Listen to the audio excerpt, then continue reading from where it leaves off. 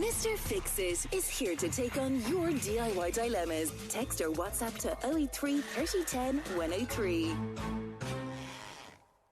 I'm trying to remember. Were you this ugly the last time I saw you?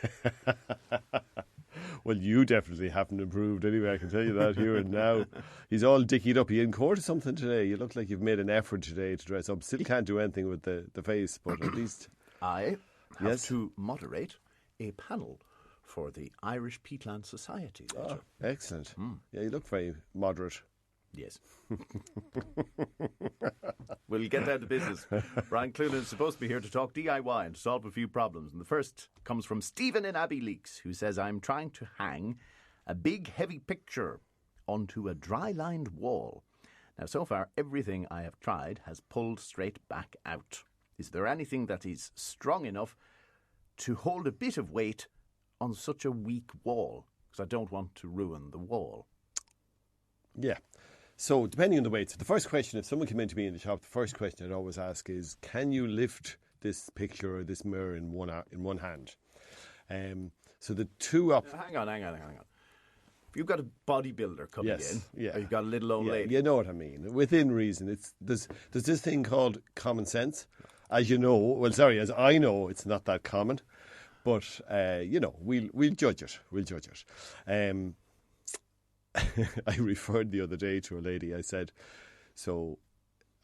she was in waiting, and a guy came up to the counter, and he didn't do anything on purpose, but she was there first, and I said, do you mind if we just look after this little old lady first? And she says, excuse me, I'm no little old lady, I'm a hefty old one. So she got it in body. I know. I knew who I was saying it to. I knew. I hope you did. I knew Rose was able for it. Sounds like she was Rose, able for you. She's well able for it. Yeah. For me and for it. So, solution to this wall problem. Yeah, so the first thing to say is a lot of people will hang a mirror like that on one hook. Okay? And if you hang it on a hook, it tilts forward. So when you hang something on a wall that tilts forward, you double the weight-bearing capacity on the hook you're hanging it on.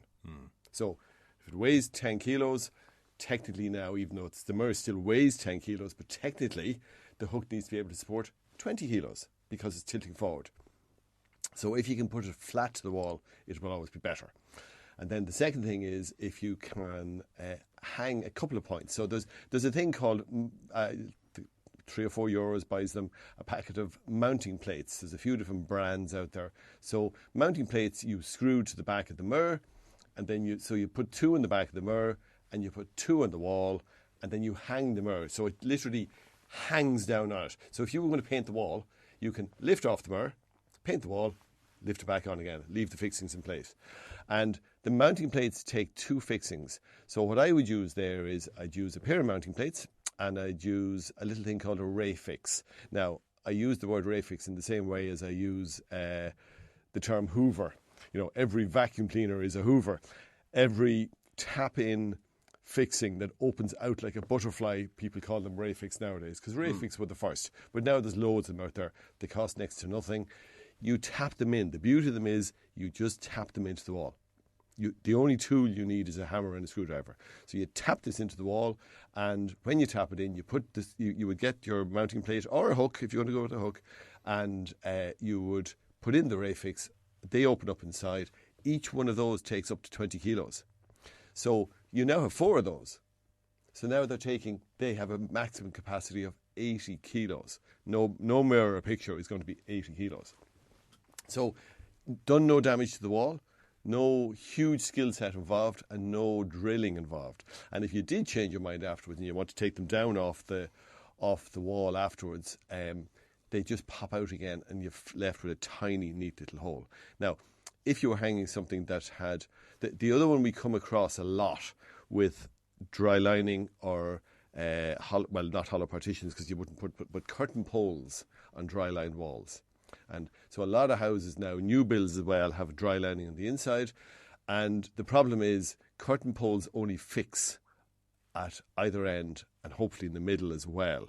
But your fixing points are very limited. It's not like a curtain track, which has a dozen different fixing points the whole way along.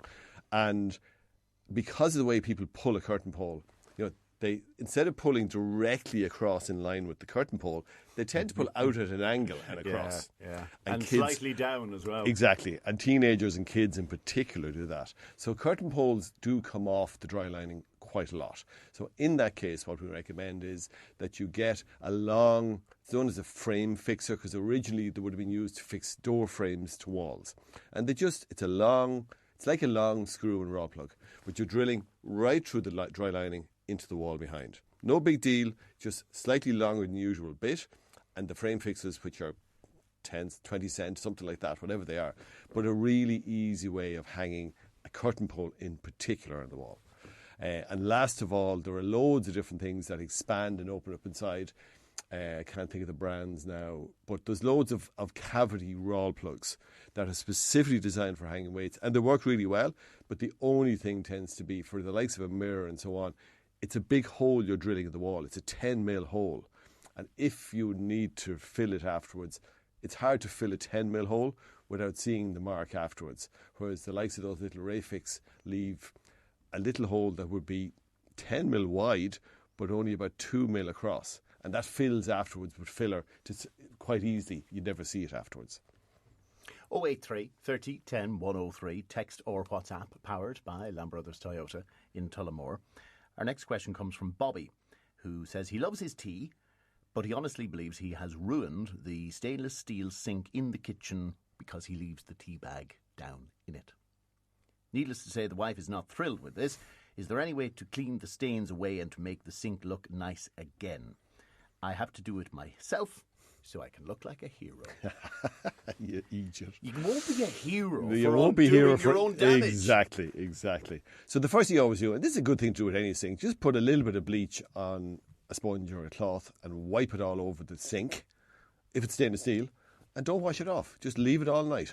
And usually in the morning, that very thin coating of bleach will leave everything absolutely pristine.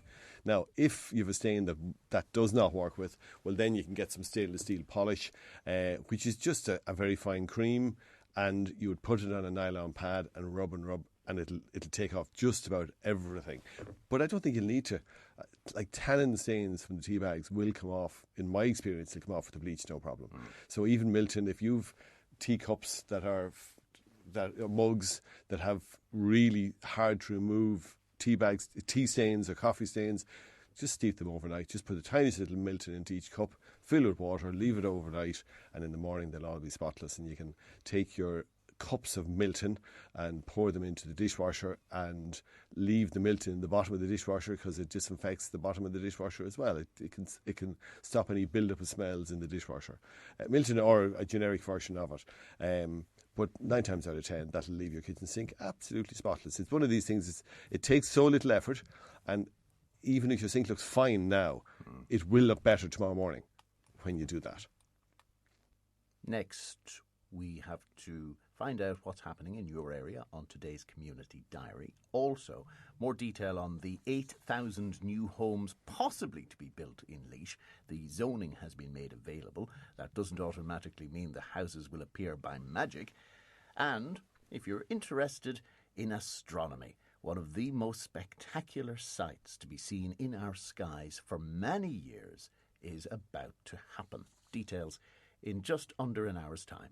10:30 on the nose. Mr. Fixes with Brian Cloonan. Call 0818 300 183 and put our toolman to the test. Brian Cloonan is here from Cloonan's Hardware in Tullamore until 11 o'clock this morning, after which we look at the areas to be zoned for housing in County Laois and whether they have picked the right areas and indeed been ambitious enough in the amount of homes to be built, and will they be similarly ambitious in the other Midland counties? Rebecca has our next DIY question. She's in Collinstown in County Westmeath, where there is a lovely, fluffy, green, newly seeded lawn. However, problem: thistles are emerging all over it, and she has been told she can't, or at least shouldn't, use weed killers with a new lawn. But how can she get rid of them otherwise? Yeah, so there are some very good weed killers. Probably the best of them would be Dicofar, because it blends four different weed killers to kill every single weed in your lawn including the really difficult ones like speedwell and creeping buttercup and clover, and it would completely wipe out thistles without harming the grass whatsoever, the lawn whatsoever, except in a new lawn. So the fact that it's a new lawn here is the problem. So believe it or not, and this sounds a bit nuts, but it does work really well, and it doesn't take as much time as you think.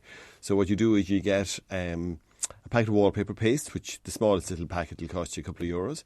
And if you have any Roundup at home, and if not, Roundup or generic Roundup, and you mix it to twice the strength that you normally would mix it, and you add some wallpaper to it, and you brush it on with a paintbrush. So if you look at a thistle, if you look at the 100% of the thistle that's there, if you only brush it on 10 or 15% of the thistle, you will kill 100%. So the way the Roundup works, the glyphosate, something like that. Something like that. But the way that works is it enters a plant through the leaves, goes right down to the roots. So it only kills through the leaves. So once you don't get it on the leaves of your grass, it won't kill the grass. It doesn't go in through the roots. So by adding the thickening agent, the sticking agent and thickening agent, which is the wallpaper paste, and by making it extra strong, by brushing one dab of this mixture onto the leaves of the thistle, you will kill that thistle completely. So what you do is you mix up a jam jar of this, go out and say, right, I'll give it half an hour. And then you do the same thing tomorrow night, and you do the same thing. You'll be amazed how much you get done in the space of half an hour. You get 50, 60, 70 thistles done in half an hour. And then just do more tomorrow night. And you will kill every thistle in it without a major amount of effort. And more importantly, without doing any harm. So the surgical accuracy is needed. Exactly. So, makes sense. Our next query then comes from Imelda. Now, she says, lads, is there any way to get rid of the black between my tiles? I think it's on the grout and I am sick of scrubbing because it still doesn't do a great job. What's that black? Is that mould? If it's black, it's probably mould. So you have two problems that generally tend to happen with grout. If it's black and if it's in the shower, it's probably mould. And there are various mould killers like Mold X and HD Mold Killer and so on that contain chlorine. And you just spray it on, leave it for an hour, hose it off, job done. But that's only for hard surfaces like, the shower door, the tiles. You wouldn't use it on a painted surface. Now, the colour is very clear in saying it's on the grout. But if your grout ran down onto the wall, you don't want it onto skirting board. You don't want it running down onto the skirting board because it could damage the paint. So that's only for use in a completely tiled area and works really well, but does destroy clothes. The other one then would be if it's mould or general dirt. So the ongoing problem with grout is, tiles are a fantastic surface. They're as tough as nails. They're easy to keep clean. But the problem is every time you wash, particularly a floor, if you wash the floor, and particularly in the kitchen, not so much in the bathroom, but particularly in the kitchen, you wash the floor, you're left with a bucket of dirty water. But the problem is that the grout is porous. So all that dirty water soaks into the grout. So the grout gets dirty quite quickly. And you have to have grout because you can't put a tile right beside another tile. If there's any movement, then the tile will crack. And if there's any heat, they expand a little bit and they retract a little bit with heat. So if you had them really tight together without the grout, they'd just either pop up or they'd break. So the secret is that if you wash the floor tiles with a grout cleaner and try and get a concentrate grout cleaner rather than a ready-to-use grout cleaner because it's much stronger. And the reason you can't get, when I say ready-to-use, I mean a spray one. People think, obviously, a spray one is going to be handier, which it is, but because it's going into a vapour, you can't use the strong one in a vapour. You can't spray it because it's too strong to be inhaled. But so by using the concentrate and brushing it down with a paintbrush and then scrub it off with a scrubbing brush, you'll do a much better job much quicker, even though the other one looks like it's handier. And when you get the grout clean, particularly on a floor, as I say, or in the wall in the kitchen sometimes, you put on a grout sealer. And that means that the grout is no longer porous. So therefore, when you wash the floor, the dirty water doesn't go down into the grout. It just washes off. the same way as it does off the tile. So that's the thing I'd recommend for anybody, particularly in a busy kitchen, because the grout will get dirty very quickly in a busy kitchen. Our next query comes from Jackie in Mullingar, who wants something she can put in the garden to stop cats doing their business in it. And remember, we've had this so often. So if it's a small area, if it's flower beds, if it's pots, you can use, there are various things. The best of them seems to be the scatter off, which is basically dried garlic granules. So you could make up your own maybe some way. But that works really well, but only for specific areas. So it doesn't keep cats out of the garden. It just stops them from, if you have a small flower bed, you sprinkle this on, it's more or less invisible. You might smell it when you walk past. It's slightly garlicky, but the cats really don't like it.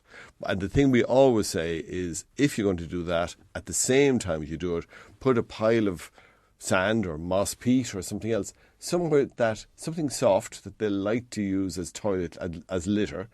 That's why they're digging in the flower beds. It's nice, clean compost or soil that has been freshly dug, and that's exactly what they like to use for their toilet operation. But by putting a pile of it somewhere else, at the same time as you discourage them from doing it in the area that you don't want them to go to, you hopefully train them to go behind the hedge, behind the shed, wherever it is. And then once they start using that, they'll just keep using that. There's a certain logic to that. Having said that, they will eventually overpopulate the area with poo. Right, so you may have to rake it out every now and again. Yes. Okay. Yes. Speaking from bitter experience by the sound of it. I remember... How many cats have you? Currently 2. Okay. But they're indoor. All right, okay. I remember Arthur O'Mara mentioning a plant once, Coleus canina. Yes. Seemingly it emits some sort of smell that they anyway, don't like. that they don't like. So that's possibly another option, and he's not too far away from you, Jackie. He's in Gaybrook. Coleus canina. Can Brian tell us how to keep birds from stealing the berries from our bushes without having to cover the bushes completely with netting, which the birds will get caught in? No. They don't tend to get caught in the netting really, but really netting seems to be the only way to keep them away. Now, what you can do, and it does work really well, we've a couple of organisations that have gotten them from us. It's a flying hawk kite. So it's a big plastic bird-like thing, looks like a hawk. It flies in circles. If there's any breeze or wind whatsoever, it's up in the. It goes on a long pole. It all comes with it, but the secret is you have to move it every day. So if you leave it in the same spot, the birds become very clued into the fact that this thing might be real, and they just go nearer and nearer and nearer. But by moving it every day to a different position, it seems to work really well. So I know one organisation in Tullamore who've a club that have used it for their pitch. They had an ongoing problem with the pitch, and once they keep moving it every day, sometimes even twice a day they might move it, they haven't had a problem. Even though the birds are still around, they're not around them. They're not going down onto the pitch. But that's probably the only other way of dealing with that. Hilda says, you do realise you have to clean the cat pans regularly, don't you? Oh, yeah. Now, may I clarify? My cat died. The other 2 cats belong to other people in the house. Oh, right, okay. You're washing your hands of all responsibility. So you don't have to do anything with the litter anymore. When Hilda says you realise you have to clean them, no, Hilda. Someone has to do it. No, somebody has to do it. Correct and right. It's 11:45. Mr. Fix-It is here to take on your DIY dilemmas. Text or WhatsApp to 083 3010 103. Brian Cloonan is here until 11 o'clock this morning. Now, our next question deals with a lady who came into a hardware store looking for a stud detector. And the person said, sorry, we stopped selling them when I started to work here. Would that have been Cloonan by any chance? It does sound like something I would say. It's a Cloonan lie. It is, isn't it? We have a thing in the shop, by the way. So we started Keith a while ago in the shop, maybe 18 months ago, and he It took him a little bit of a time to adjust to the fact that we have been known to occasionally abuse our customers and have a crack that might be viewed sometimes, even though there's no malice in it, as stepping over the line. And then, you know the way in, you might have a big notice in a factory, and you can change it every day. It has been many days since something horrible happened. Exactly, since the last workplace accident. So Keith printed off a thing that says, it has been so many days since we last insulted a customer, and it's always been at 0. I would have thought if you even went by hours. Minutes, perhaps. Minutes, possibly, yeah. Our next question comes from Doug, who says a couple of weeks ago, some lovely youths decided the red brick gable end of my house needed some artwork. Oh, no. So I tried power washing it off without luck. So it stuck to all the little bits of the wall, and I can't stop seeing it. What do I do? Well, I suppose, just when I say that, when I see the work that the Tidy Towns in Tullamore, and I'm sure the Tidy Towns all over the Midlands do, cleaning graffiti, it is just soul-destroying that they clean the graffiti off something today, and tomorrow it's back again. And they do it again, and they do it again, and I really have the utmost admiration for them. And there's a pair of initials, I think it's JS, and I'm told that this person travels the country.